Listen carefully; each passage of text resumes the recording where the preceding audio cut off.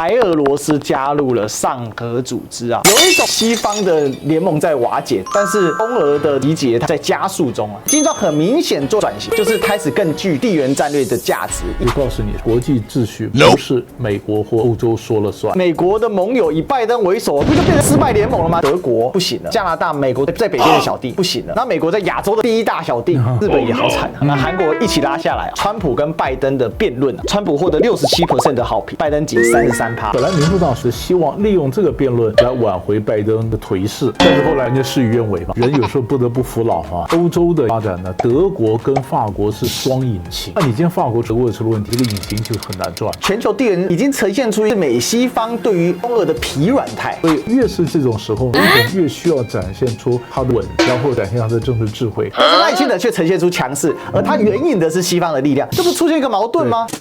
Ladies and gentlemen, welcome the host. 欢迎收看今天的互来座谈，我是主持人历史哥李一修。我们今天继续来讲专家讲堂啊。最近呢不得了了，国际出很多大事啊。好，发生什么事情呢？最近呢，我们可以说啊，美西方呢正在集体沉沦当中。比如说呢，刚刚完成的英国大选都由执政党来大败啊，包括拜登呢，美国总统自己啊，目前选情极差哈，党内掀起一波所谓的换灯风潮啊。这个时候不得不说，台湾还是领先全世界啊，因为我们会换柱啊，他们换不换灯呢，可以参考一下啊。另外呢，我们也可以看到其他没有要选举的美国的一些盟友啊，这个状态也非常差。岸田文雄的民调竟然呢比20%还低，可以跌到16.4%。尹锡悦呢，韩国总统啊，已经有超过100万联署要来弹劾他了。那加拿大的状况也非常不利啊。加拿大目前呢，超过70%的加拿大人认为国家正走向失败啊。杜鲁道甚至几度呼喊说：“我真不想干了。”所以看得出来呢，经过几年的抗中啊。虽然中国确实也不好过，不过美国看起来也非常不好过，他的盟友更不好。那另外一手呢，我们可以看到中国呢，跟俄国还有到了中亚呢，这个哈萨克的哈斯塔纳来举办所谓的上合会哦，那也新加入了一个成员，就是白俄罗斯哦。看起来中俄正在集结力量啊。哇，这是一手呢是美国最近盟友呢这个挫折频频，另外一手呢是中俄集结力量，似乎我们所谓的民主与专制之战都有新的一个纪元了。那与此同时呢，在这个大的国际气候之下呢，也可以看到台湾最近也是动荡不安啊。我们的渔船呢，先是被这个中国海警给扣走了，另外一边呢，日本竟然也扣我们的船。说好的民主同盟呢？所以最近呢，随着赖清德一系列的台独言论不断发表啊，那西方呢又陷入了这个选举的这个混乱期的时候，那接下来我们台湾该如何自处啊？世界局势变化如此之快啊，我们接下来好好梳理跟爬梳一下。这个美西方跟中俄的整个的变化对台海的一个影响关于这样的议题呢，我们来欢迎谁呢？我们来欢迎刘必荣老师，老师好。好，各位观众朋友，大家好。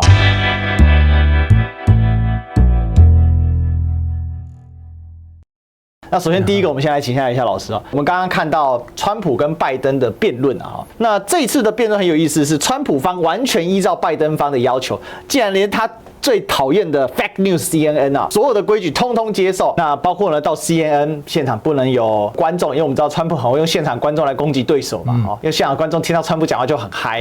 然后呢，还有包括呢，时间到就卡麦静音等等的但是即便是这个样子，辩论完之后完全一面倒，川普获得67% 的好评，拜登仅33%。民调出来更是惨不忍睹啊！纽约时报的辩论后民调呢，拜登全美落后川普6个百分点那等于是把之前川普被判重罪的这样的一个不利因素几乎都完全消除。更惨的是74%认为拜登真的是太老了比辩论前激增了5个百分点了。然后呢，民主党的支持者升高至59%，独立选民为79%，已经接近共和党的支持者看法。也就是说，不论民主党、独立选民都已经越来越接近说认为拜登实在是太老那另外呢整个党内掀起了所谓的倒拜风潮、换灯风潮。那我只能说用这张图来代表一下辩论会之后川普是越来越开心，越变越爽，拜登是眼睛瞪得大大的，怎么会是这个样子老师，这一个事情在美国国内跟整个国际会有什么样影响？当然，在美国国内呢，你说像民主党这些人包括比如说布林肯国务卿呢，他就赶快跟这些盟邦就讲说，那只是一个糟糕的的晚上，这个不会影响到，也不抹杀到拜登总统过去3年半的外交成就啊。那拜登呢，他当然也是找理由，或者讲说啊，因为他从欧洲啊 G7 刚开会回来啊，中间有时差，或者是说，哎呀，因为前面的操练太久了，这个太累了哈，就是有人就怪幕僚啊，有人怪什么，反正就不是老。可是问题是，就是你刚刚讲的，一般的美国老百姓啊，很多人感觉上就是老了嘛，你不是一次的问题嘛，你真的是老了，真老了，那么在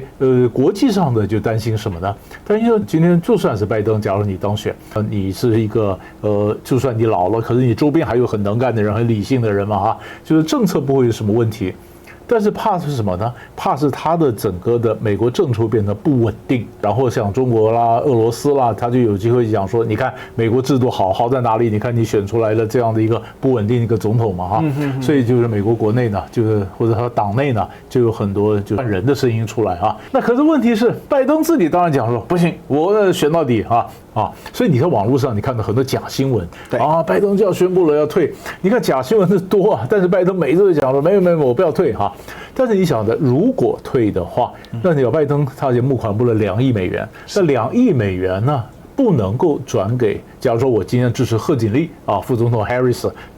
他来竞选，可是你们这些人是投我的，是捐给我的，我的钱不能够拿来支持他，所以那个钱要怎么退啊？那拜登的竞选团队怎么资遣啊？那新的团队怎么组成？怎么弄？然后民主党内部各有不同的人，大家互相 fight， 互相 compete， 你最后选出来谁？你这样算了一圈以后，4个月根本办不完啊！是，那怎么办呢？而且 Harris 的声望够吗？对呀，贺锦丽耶，而且贺锦丽如果出来，贺锦丽最近你想吧，他跑得很凶啊，他说我支持拜登，他当然支持拜登嘛，因为拜登如果不行的话，那他副总统是不是有机会呢？哈，那所以民主党内人讲说，哎呀，现在不管是万一拜登不行，我还要先把贺锦丽给清掉，我们其他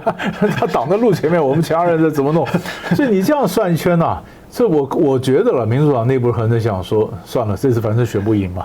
那就是我们是不是为后面打算？何必说你背了一个名声，你就民主党内的秃鹰啊？你看到一个人快死了，你在上面盘桓，这个名声也不好嘛。就是说主张换的，主张不换的，其实我觉得很多并不是真的那么支持拜登或不支持拜登，他想的是自己嘛或者是算了4年以后的我民主党的布局。所以我觉得最尴尬的是什么呢？你想7月4号是美国国庆日，美国总统在国庆日讲话的时候，当然应该意气风发，对，但是从来没有看到说美国总统国庆日讲话讲的这样子有气无力的，那是因为你晓得你到底会不会换掉，或者你到底选上选不上啊？所以很多的问题，我想拜登现在或者民主党内部是够他们去头大了。所以老师会觉得不太可能换登。我觉得以目前这种情况应该不会。那这样我们台湾还是比较领先的，因为我们可以换住。你看这一次的辩论，正常情况辩论都是就逻辑来讲，他当然应该是2党的党代表大会开完，我正式提名拜登总统作为我的本党的候选人，然后你才有候选人身份去辩论嘛，对不对？啊，你现在还没有取得正式候选人身份啊，你什么身份去辩论呢？啊，所以民主党本来是算说，哎，现在因为川普有案在身，被判了他那个封口费有问题。然后拜登呢，刚刚在外交上这等于是非常活跃的回来，对，也许这个反差可以让我说有机会，辩论可以变成功哈。所以本来民主党选这时候辩论的，就希望利用这个辩论来挽回拜登选举的这个颓势，对。但是后来你看，完全事与愿违嘛，认为，所以有的时候我觉得人有时候不得不服老啊，你真的很努力的，但是你还是真的是老了，这才是最大的问题。不过这很有趣的是，川普其实只比拜登小3岁啊，对呀，但是身体状况真的有落差。川普还是一副生龙活虎的样子，对，全美这个 rally 就是那个竞选活动跑透透，到处造势啊。就是你下来不等于不爱你啊，不等于否定你过去的成就啊，但是问题是你这个位置其实真的不太适合。所以我觉得做美国人呢，因为有的时候也很无奈你选了半天还是一堆老人在那边在打第2轮，对不对所以每个人都得准备，川普如果上来，大家准备川普2.0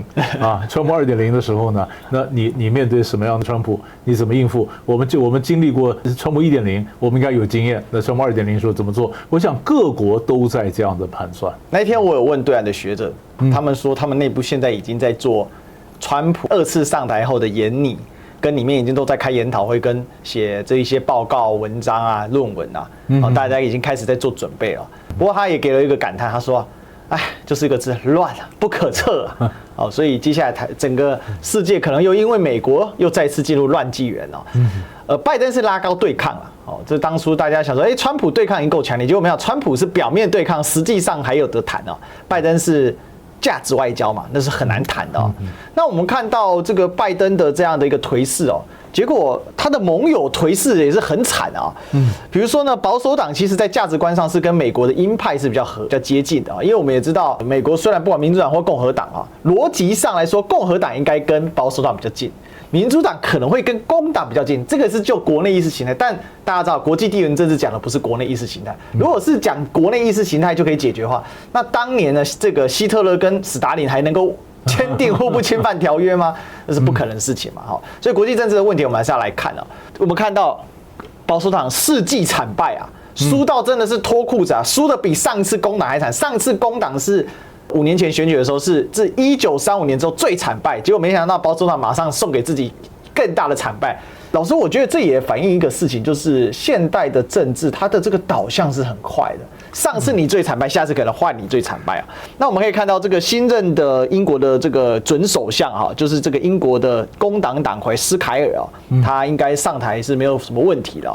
你怎么看这次英国这个大选这个其实预期中的了那工党本来一直都在领先嘛那当然这里面就要讨论说保守党到底犯了什么错那什么错？但是最重要的原因，你可以看到保守党的一路下来这个他带领了英国跌跌撞撞，包括上次他是2010年上来，然后那时候是2008、2009的金融海啸嘛，就海啸上来，金融海啸上来，那保守党上来就 cut 这个支出嘛，所以你和现在人家最常的批评的就是，你看英国的公医制度本来觉得很好，现在医院多少人几百万人等着排队看不到医生然后各种的公共服务也差嘛公交的系统也差，那结果你说那个时候因为金融海啸就 cut 以后呢，后来又发生了就是苏格兰是不是要脱离英国？苏格兰独立公投，苏格兰独立公投完了以后呢，然后又发现英国又脱欧，然后有 COVID-19， 对不对？然后又俄乌战争造成能源价格上来，一路跌跌撞撞。那保守党在一路大家就带着英国的过关斩将嘛，就保守党说我有功劳我带你先过来。但是这过来到最后发生什么问题呢？就是经济还老是不好，就是好不容易Boris Johnson 担任首相的时候算是不错，因为英国是基本上这样，保守党以前说不要脱欧。结果英国人一投票出来就脱欧，那你执政党跟民意不是脱节了吗？脱节，那么 Boris Johnson 就很努力的把执政党跟民意联合在一起，我就带领英国完成这个脱欧的谈判嘛。对，这个谈判他说蛮能干的，但是他自己又好几次 COVID-19 的时候不是叫 Partygate， 就是派对门嘛，对不对你这么丑闻爸爸，那你下来，那下来以后呢？你看，弄个学霸，弄个 Truss 上来，他是49天的这个首相，然后他一个学霸说，我管你的，我就卡的这个税然后一下税告诉英镑，整个就崩了，像那个时候Boris Johnson 下来以后，英国国内保守党不是2个人争嘛，一个就苏纳克嘛，对，一个就 Truss 嘛，就后来 Truss 上赢了就49天崩了以后再选了苏纳克。苏纳克接着这个摊子本身就体质不好嘛，你说这个经济本来就不好，对不对？然后更有意思的是，这个人呢太有钱，他印度裔嘛，他太太是印度大集团的那个首富的女儿，他太有钱，人家说不食人间烟火嘛，对不对？你很有钱，你甚至比王室还有钱，那我们这老百姓日子，你能够了解吗？人就讲说，你看。他的交通不好你在选举的时候，你坐飞机你坐飞机你又没有坐车，你当然不晓得我们坐车的人有辛苦人家说哇原来是这样子，然后他又犯了一个不该犯的错误，你说就是诺曼底80周年登陆80周年，你说在法国开这场活动，他居然缺席缺席是干嘛呢？他是参加 BBC 的访问嘛，他竞选活动那于是极右派的就批评他了，缺席表示你这家伙不爱国嘛你既然不爱国，所以你们这个政党，你看。因为你不爱国，你没有捍卫国家利益，所以你哪有什么移民政策？你开放一大堆移民进来大批的移民，然后你经济又不振跟着经济停滞，然后公共设施又差，都是你保守党嘛。所以你说他监天不良，他本来也没有这个能力，他没有准备好，那嘣一下推上来，他就后来又选错了时间进行这个大选。而且结果一下子，他以为可以扳回来，就没选成嘛。所以完了以后，英国人很清楚马上他就跟国王提出辞呈，然后工党的主席就继任，就担任首相嘛。所以你可以看到，这是一个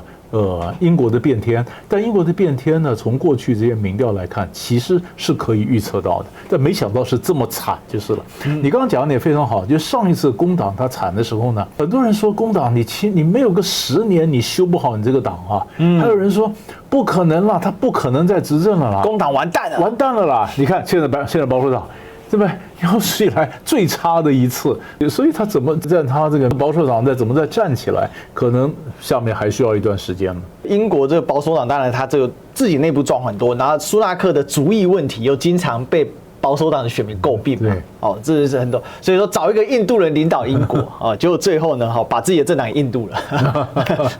好了，但是我们不能乱开人家玩笑。不过总之有一个事情倒是要请老师帮我们串联一下，那。英国这个败选，工党的他的总外交部长已经讲了，要多去拜访中国，要鼓励官员去拜访中国。工党其实过去跟中国的关系是不错的，相对来讲比较友善，因为意识形态上比较接近嘛。工党是工人的政党，那我们也知道共产党是工农政党，左派嘛，对，都是左派政党，所以意识形态上天然亲近。要找一些话语啊，要找一些联合，多的是场合，而且这个明的暗的就很多东西可以来做。那还有一个就是工党不像保守党这么样的跟美国一起就是搞这种全球霸权，他们对这个的这个性质没有那么的强。尽管过去出过 Tony Blair 这种比较走中间路线的工党领袖，但是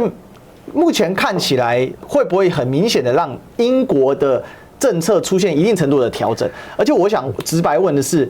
英美之间互为表里嘛，虽然美国在投，但是没有英国的帮忙。虽然很多人现在觉得英国衰弱，但不管怎样，它也是联合国5常啊，它在欧洲影响力很大。这个是 G7 的时候，当时欧洲媒体就说6人跛脚鸭。我们一个个来点好了哈，我可以跟大家讲，现在美国这一些拜登的盟友们的状况到底有多惨啊？一个一个来哈。首先呢，这算瞎一只眼吧。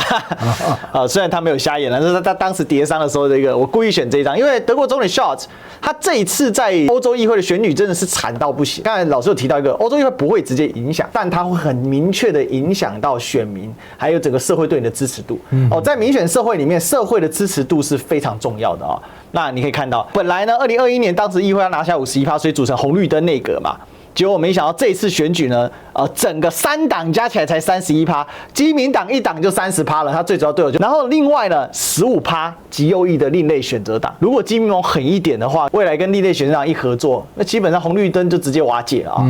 那现在这个样子，等于说德国现在也是跛脚状态啊。本来 Scholz 就不是很强的领导人嘛，对，本来他内部呢，就算他没有跛脚，他的外交政策他是红嘛，但他的外长是绿嘛，所以绿党的，所以他们的政策本来就不是完全同调。那现在又加上选得不好，那是一个蛮大的一个问题。所以我们本来讲欧洲的一个发展呢，德国跟法国是双引擎啊，你今天德国出了问题，这个引擎就很难转了嘛。而且现在这个引擎是很大程度上是帮美国在助推啦，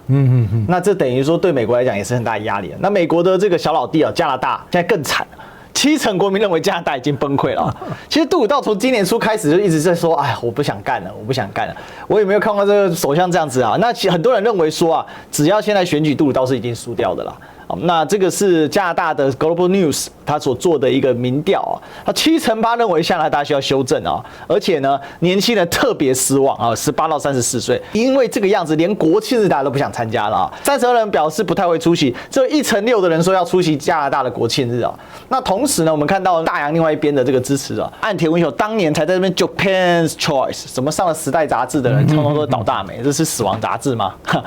岸田文雄内阁支持度16.4%，我本来以为他2020年就已经够低了这简直是自民党从2012年重返执政以来10几年来有看过最低的民调那整个岸田不支持度呢也来到将近60%的这个状况那另外呢，从政党支持度来讲岸田文雄的支持度就是政党支持度一模一样16.4%，那在野党很低，所以他靠的是在野党很弱，让他这个执政，然后再加上日本的特殊政情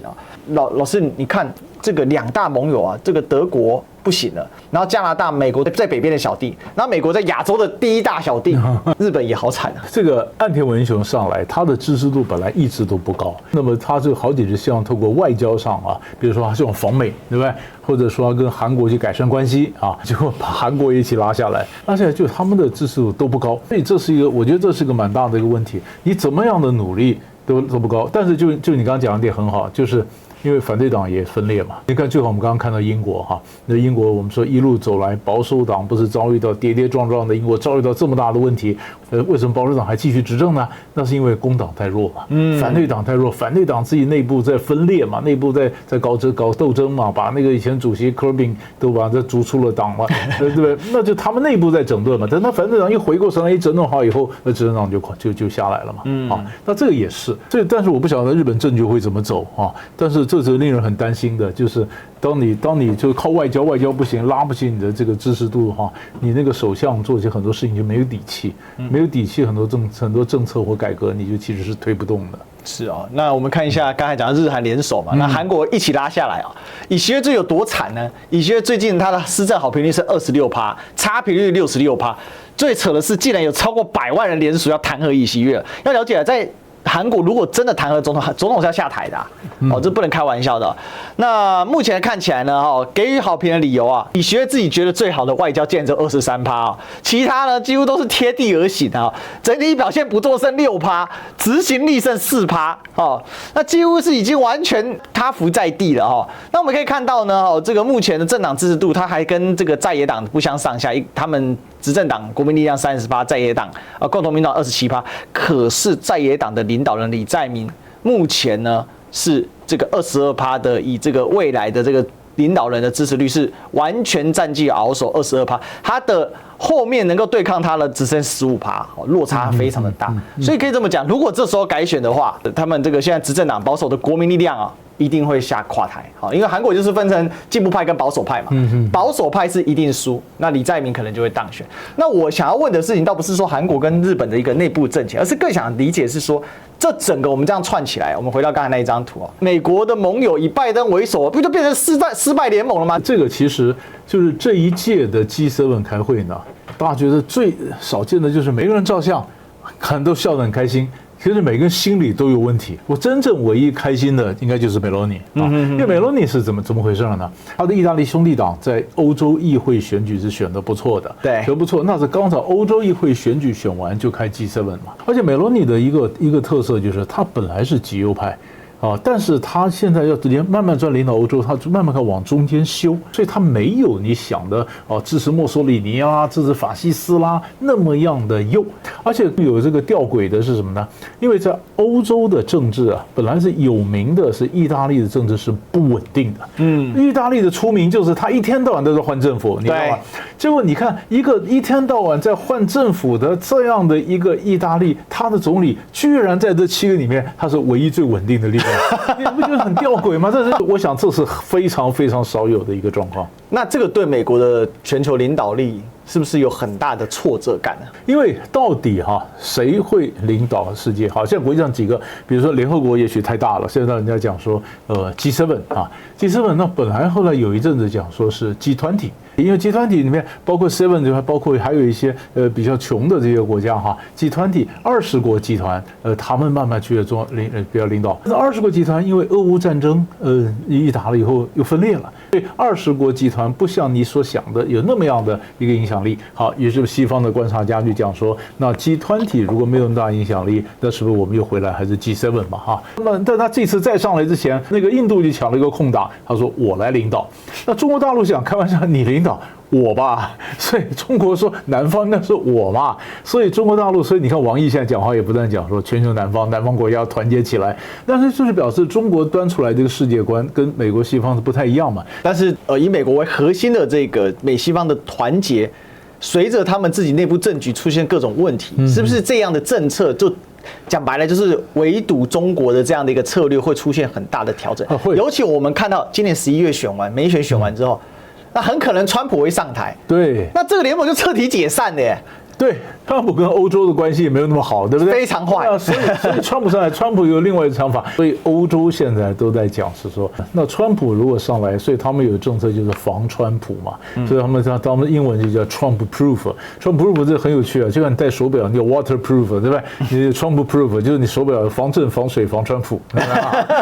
好，所以看得出来这个欧洲的联盟确实出现很大问题那这对美国霸权的巩固啊，应该也会出现相对上的这些困难哦。那我把这个镜头调转到这个南方国家吧哈。最近呢，这个王毅就提出这个大金砖对抗小圈子嘛，刚才老师有提到嘛。那这个是金砖外长会议了，好，那大家就会在一起。那王毅呢，当时是讲到一些重点啊，他说啊，现在地缘政治的小圈子这是冷战思维啊，而且还公然抵制联合国安理会的决议啊，侵蚀多边机制的权威性，所以要充分发挥大金砖的战略意义啊，将金砖打造成新兴市场和开发中国家面向全球开放包容的多边合作机制。所以金砖很明显做了一个转型，就是它开始更具地缘战略的价值意义。那老师你怎么看这个金砖的一个转型呢？金砖最早是4国嘛，对啊，那现在越来越多，但是你晓得，它基本上就是说它是这个号称这新兴市场开发中国家面向全球嘛，所以你看像亚洲条这个国家表示我们要加入哈，那这里面呢，其实很重要的一个关键就是告诉你说，我们有另外一个国际经济的一个布局。你说现在他们就是说欧亚的这个政治或经济好几个布局啊，因为我们等一下还会谈到，比如说上海合作组织，对不对？我们谈到，比如我们谈到金砖啊，我们谈到什么？你要晓得，那里面当然也在争主导，那里面有没有暗潮汹涌？也有说啊，你带一个什么国家进来，那我也要带一个什么国家？这两个国家本身可能有仇的，但我们再进到这些你们来再斗。但是不管怎么样呢，就告诉你说，国际秩序不是美国或欧洲说了算的啊。那么在这整个的经济秩序上面，也有一套新的一个布局，一个新的蓝图。那新的布局、新的蓝图来看一下这组织，这是什么组织呢？这是上海合作组织啊！哈，上海合作组织呢，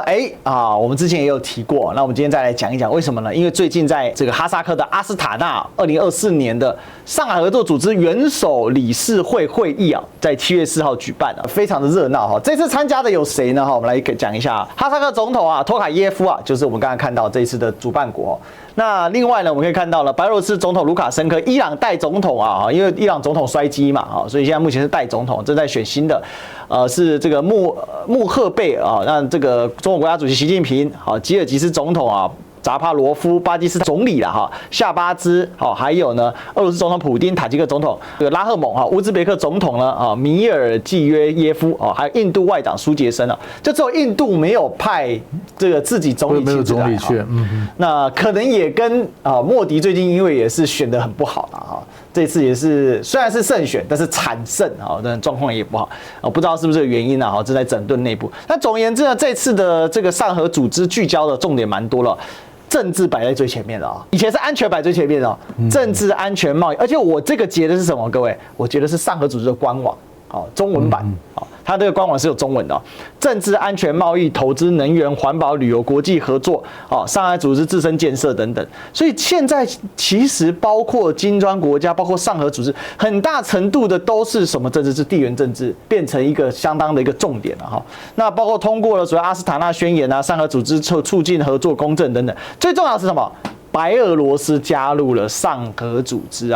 所以有一种中俄正在集结同盟的感觉。为什么呢？我们看一下，普丁跟习近平又见面了，又见面了在这个开会的前一天7月3号，他们先准备了一个双边的一个峰会那也谈得蛮多的那我们可以看到是说这一些推进比如说之前也是匈牙利人的落地项，比如说中吉乌铁路的落地那这个当然背后就是普丁的首肯嘛，因为阻止这个的一直都是普丁不愿首肯。好吧，老师，我们把这整个整合起来有一种西方的联盟在瓦解中但是这个中俄的这个集结，它的本身的一些力量在加速中这个上合组织呢本身非常有意思你如果是从大来讲，那当然是欧亚嘛就欧亚之间，就中国的中亚这边慢慢的就玩到中东嘛对这块地方，所以你看这块地方呢，在参加这个会议没有西方人。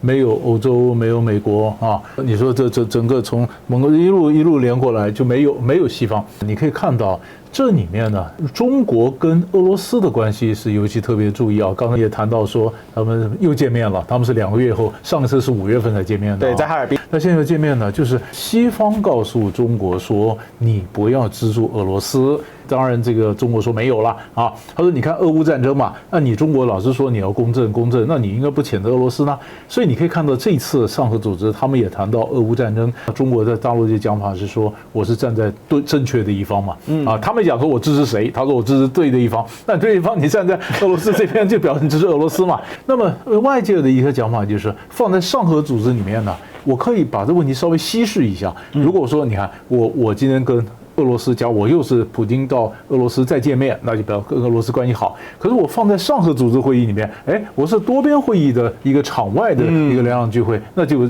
等于稀释掉国际上的压力嘛啊。可是我还在看到一个什么呢？因为这次会议里面土耳其也有来。你想要在中亚这边呢，其实有3个组织啊，一个就是以中国为主的啊，就以上海的挂了名字的上海合作组织，就我们看的上合组织；另外一个就是所谓俄罗斯的这种独联体嘛。独联体，那就是俄罗斯自己在中亚这边，它有一个集体安全合作组织，就是看以前旧的中亚的这些。然后还有呢，就是土耳其在这边，它也有一个突厥国家组织，国家组织，对不对？所以各位记得前几年不是当着哈萨克内部发生了一个什么政变动乱的时候，那到底是哪一国的部队进来呢？是土耳其说，需要我可以来啊。中国也说，那我上海合作组织，你也 member， 我可以来啊。俄罗斯说，我们的集体安全合作组织，俄罗斯可以来啊。后来是俄罗斯来，所以大家就俄罗斯、中国、土耳其都在抢中亚这一带。所以美国西方不来，那不等于这边就没有他们的暗潮汹涌，也有，但是呢，一个可以看得出来的，就是中俄之间在这边虽然有冲突，他们可以就稍微克制一下嘛哈，他们克制一下这些冲突，然后他们可以在这边来弄。所以你看这个当中国发展的时候，那中国就讲啊，我的这个“一带一路”啊，跟俄罗斯要绑的这个欧亚经济联盟啊，其实不是冲撞的。俄罗斯本来就欧亚经济联盟，就俄罗斯啊、白俄罗斯啊，找了乌克兰啊、哈萨克几个，反正他们原来这个组织，那么其实都可以衔接的啊，都可以配合的啊，就是看他们在配合的情况下，是不是俄罗斯有俄罗斯的想法，中国也不见得跟俄罗斯完全都一致。可是，在面对西方的制裁或压力之下呢，他们彼此可以找到很好的一个协调的方式。所以你可以看到，这就是我们看到上海合作组织的他通过的各种的一个合作的一个方案。所以还是可以看到说，虽然尽管各自还是有彼此的一些利益需要再沉淀，可能还是有一些掰手腕部分，可是这个场景的对照是很明显的。所以让我感觉到，就是世界这种领导模式的不一样，国家制度不一样，还蛮明显在现在这个时刻去呈现出来。其实我的感觉是这样，就是说，如果是承平时期的时候，西方这一套制度呢，它是可以正常运作的。可是现在遇到全球这个新地缘时代，我们讲嘛，后冷战嘛，或者我们说成新的一轮。这个中美之争时期的时候，全球地缘是很动荡的。在这个动荡之中呢，反而这一些相对是强人领导的国家，它就是比如说俄罗斯，它其实也是选举制度，但它就是强人领导，它的选举是几乎是一边倒的完全是一边倒的。那在这个情况之下，反而呢让他们自己的对外政策相对稳定，然后在整个地缘政治上的这个，包括在外交上的集结。反而更加的迅速跟顺畅，不会出现这种谁都不知道接下来明天会发生什么事。因为现在全世界看美国都在等说川普赢还是拜登赢啊，那看起来川普快赢了嘛，所以拜登讲什么大家就开始不听了嘛，就会出现这种状况啊。所以这一次我才会讲说，西方的这个领导正在慢慢的崩解，那反而中俄的这个领导在集结的感觉那在这个状况之下呢，我们也要讲一下我们自己台湾了。最后我们就回顾一下，最近大家也知道这艘船非常有名是什么？大靖满88号它的渔船呢被中国大陆给直接带走了嘛那我们海巡去救，还一路说还看到了这个灯光我们有把它用特效加强就冲到非常近我们这个救的时候说冲到了这里非常的接近那我们可以看到呢，这个船直接被中国海巡给带走了。那同一时间呢，我们也看到日本最近呢也把基隆级的福阳266也被日本人给带走了所以在地缘政治的这个动荡之下呢，确实非常的困难那可是我们可以看到赖清德依然是非常强势的在推进他的这个台独的策略那我们可以看到，当美西方的联盟陷入到一个内部选举的混乱期的时候，那这个中俄的这个集结呢，反而是相对顺畅的时候。那在这种对抗之上啊，会让人家觉得说，台湾现在是不是进入了一个地缘的风险期啊？因为你可以看到赖清德甚至抓住了中研院第35次院士会议的时候呢，甚至连中研院他都要把它切割啊。他说中研院南港院区70周年，而不是说中研院到底是几年了。所以我们就看到媒体啊，像风传媒他们是主笔式哦，他直接下标，蔡英文为中华民国减寿，赖清德杠掉中研院前世哦，用这种方式，那等于是什么？这叫务实的台独工作者，而是坚定的台独工作者，在院士会议如此表白，听在与会者耳里啊，真是点滴在心，解读与感慨啊！哈，所以这个在比推进叫什么？他又再讲一次，坚持中华民国和中华人民共和国互不隶属，两个互不隶属成了赖清德的口头禅。从就职演说以后啊，重大场合必讲这句哦，所以红绿冲突在所难免。对啊，因为我觉得这还是我们对两岸关系最大的忧心哈。是因为我觉得赖清德很多的这个讲法其实是没有必要，是吧？如果说我们今天希望能够缓和两岸关系，像刚刚讲说中研院的这个会议，不需要去讲互不互隶属嘛？对，你那是个学术嘛。啊，我今天就讲学术，学术可能是不分国界、不分阶级、不分什么。那你讲学术嘛，你讲说大家怎么研究？我常常觉得一个政治人物啊，他聪明的是应该晓得你心里想什么是一回事儿，你什么时候该讲什么，该讲到什么地步，讲什么话，那是一个重点。你不是什么时候想讲就讲，而且也不看各种场合，不考虑后果，然后就要去挑衅，我觉得没有必要。对，尤其两岸关系现在兵凶战危非常紧张的时候，你在这个时候去挑衅这个事情，这就表示他缺少了一个格局，或者缺少了一个作为一个领导人的一个智慧。我觉得这是最令我们担心的一个事情。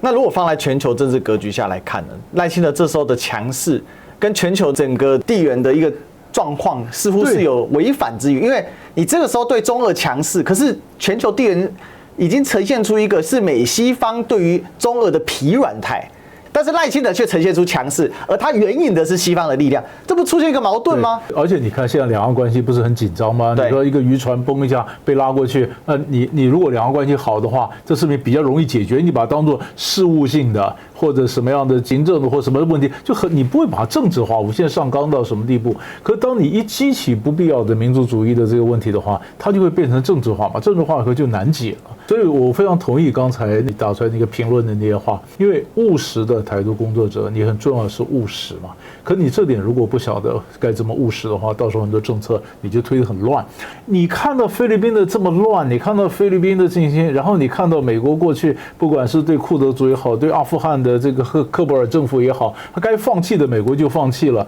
那美国这些被美国放弃的人，难道还没看到很多吗？对不对？那在这样的情况下，我们最大的利益就是你看一下风向，我起码先稳一下，不要急着就在口舌上逞一时之快嘛。这每一个场合都要讲，这就表示他是故意的。那是后面谁推动呢？是某一些人在推动，那某些人推动，那些人的想法又是什么呢？所以我是觉得，越是这种时候呢，总统越需要展现出他的一个稳，然后他怎么样的展现他的政治智慧。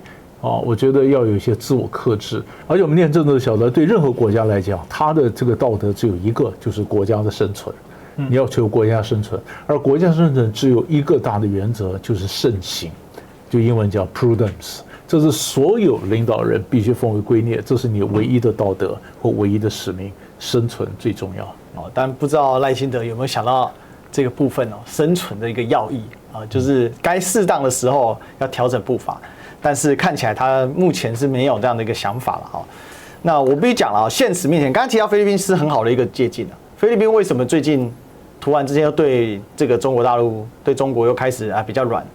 他没有硬的空间啊。对啊，你想强闯就直接手指头都不见了，现在大拇哥还找不到。对啊，直接士兵的手指都被打断了嘛。那现在两岸不是呈现这个样子？对啊。那等到现在是扣渔船那接下来给你扣海巡，你怎么办？对，那我就整条海巡船给你带走，你能怎么办？那就打起来了，真打起来。对，那也没办法打嘛。那如果美国说那这是民事冲突，你们要彼此克制，那万一他跟你讲这个，那你请问你援引的这个西方的力量，我当然知道。刚刚老师其实提到一个问题是，到底谁在支持赖清德？我觉得他个人的意志是一个事情，还有一个是怎样？美国的鹰派，美国的鹰派当然是希望两岸早点打起来，因为就可以循俄罗斯的例子嘛，我全球拖垮中国，对全球围堵，然后劫抄你的海外资产这个是太肥了所以有这样的想法。可是我想鹰派可能没有想到说，赖清德是被打动他是不会踩刹车的这是很危险的，好吧？那我们今天呢，这个全球的这个地缘政治，我们就大概聊到这里。但是总是一个图谱啦，图谱就是可以看得出来说，西方最近真的是遇到蛮多的困扰跟困难的彼此的选举不顺利啊，盟友之间的这个政策很难厘定啊，因为一直在换政府嘛，那内部的政府也从可能是对中强硬派。新上台的可能相对来说对中国都没那么强硬，不管说像是英法法国的这个极右翼，他对中国并不是属于强硬派嘛，因为他们是顾好法国利益优先嘛，他对难民绝对是严打出击，但对于中国的话，他可能就是商业利益为优先嘛。那工党也是这样的状况，那主要盟友，那其他的没有要换届的或者选举的，但领导都很差，支持度普遍非常非常的低啊，等于是基本上就是类似看守性质的感觉了所以这是最近西方的状况。那这个东方的状况呢，是可以看到这个中俄之间呢不管是见面或者是在各种国际场合看起来这个会还是蛮多的，而且确实也实际推荐了一些东西，比如说中极物铁路落地等等。所以整个这个状况能够让赖清德这样子继续的用强硬的方式来对抗大陆吗？我不知道这个，但是我看起来是很难的。OK， 好吧，那就是给大家一点启发了好，那聊到最后呢，还是要麻烦大家记得帮我们按赞、订阅、分享然后打开小铃铛。最重要的是给我们超级留言，超级感谢让我们知道了你的看法跟你的这个想法那也给我们一点赞助凉茶，也欢迎大家可以通过线下的方式绿界 PayPal、微信、支付宝、邮局那最好的话可以加入我们的会员，我们现在会员呢都有未公开的完整篇还有呢花絮可以给大家来一饱眼福OK， 那我们今天再次谢谢刘炳老师，谢谢。那我们就期待下一期相见喽，拜拜。